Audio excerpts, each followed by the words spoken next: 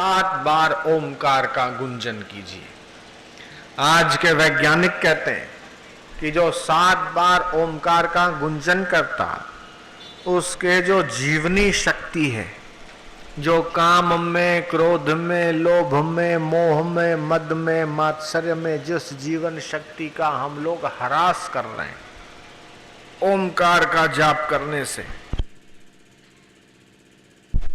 उस जीवन शक्ति का विकास होता है। और उस जीवन शक्ति का विकास होता है तो रोग प्रतिकारक शक्ति बढ़ती है। तन के रोग और मन के रोग दोनों मिटते हैं। और हमारे शरीर के अंदर जो 72,000 नाड़ियां हैं, उनके दोष निवृत्त होते हैं। हमारे 7 चक्रों पर इसका सात्विक प्रभाव पड़ता है। 16 उपत्यकाएं उससे बदलती है और 3.5 करोड़ रोमकूपों पर भी इसका अच्छा असर पड़ता है। तनाव, डिप्रेशन, स्ट्रेस, ये सब जो है मिटता है और मानसिक शांति और आनंद मनुष्य के जीवन में बढ़ता है।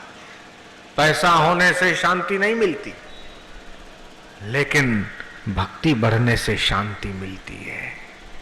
अगर पैसा बढ़ने से शांति बनती तो शेयर बाजार वाले दुखी नहीं होते, उद्योगपति दुखी नहीं होते, नेता दुखी नहीं होते। और विदेशों में रहने वाले ऐसे कई धनवानों को हम जानते हैं जिनको पैसे के कारण रात को नींद नहीं आती, नींद की गोलियां लेकर उनको सोना पड़ता है।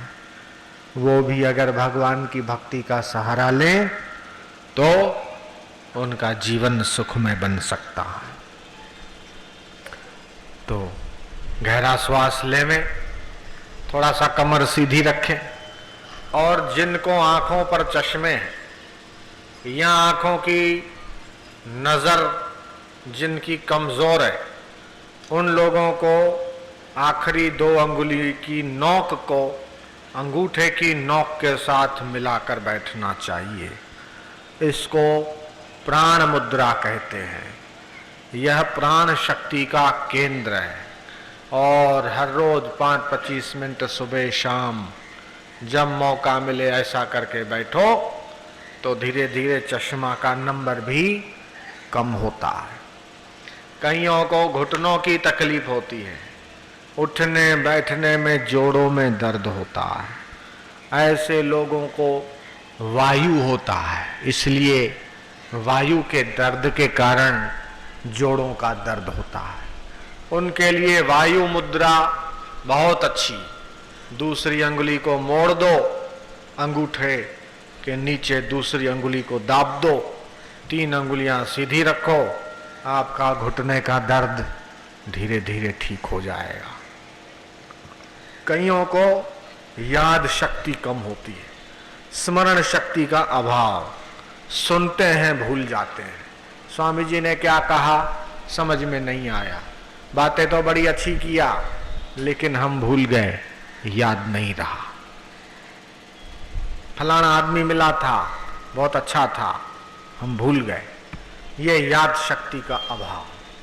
पहली उंगली को मोड़ दीजिए और अंगूठे के मूल में लगा दीजिए, तो इससे आपका स्मरण शक्ति बढ़ता है। ये देखो छोटी छोटी क्रियाएं हैं, छोटी छोटी बातें हैं, इसमें है तो छोटी बात लेकिन फायदा बहुत बड़ा करती है।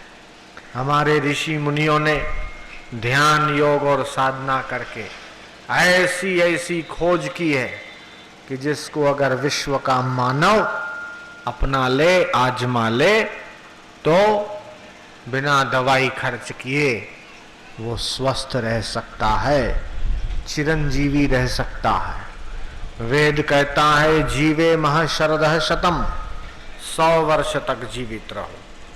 तो पहले के ऋषि मुनि ये विद्याएं जानते थे।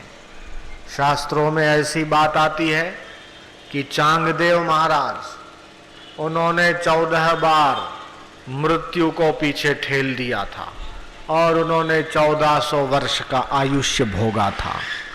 तो ऐसे ऐसे ऋषि, ऐसे मुनि अपने भारत देश में पैदा हुए, जो भारत में ज्ञान, जो भारत में सभ्यता, जो भारत में संस्कृति, और जो भारत में भगवान के अवतार, और जो भारत में चमत्कार हुए, ऐसे विश्व के किसी देश में नहीं हुए।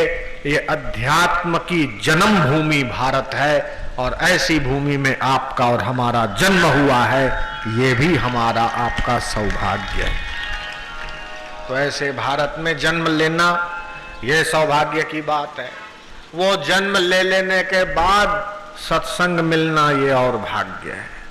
सत्संग मिले तो उसके बाद श्रद्धा से सुनना, विश्वास से सुनना, प्रीति से सुनना, और अपने परिवार को भी सत्संगी बनाना, अपने रिश्तेदारों को भी सत्संग में ले जाना, ये बड़ी बात है। लोग क्लबों में जाते हैं, थिएटरों में जाते हैं, शराब पीते हैं, व्यसन करते हैं, अपने फेफड़े खराब करते हैं, अपना यह लोक और परलोक खराब करते हैं।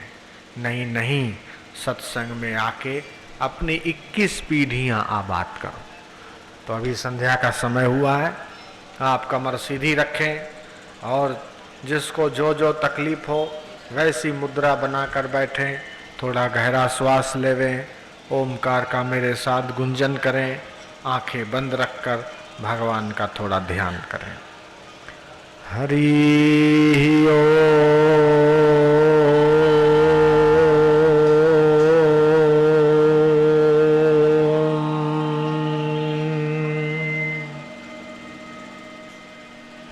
हरि हरि ओम।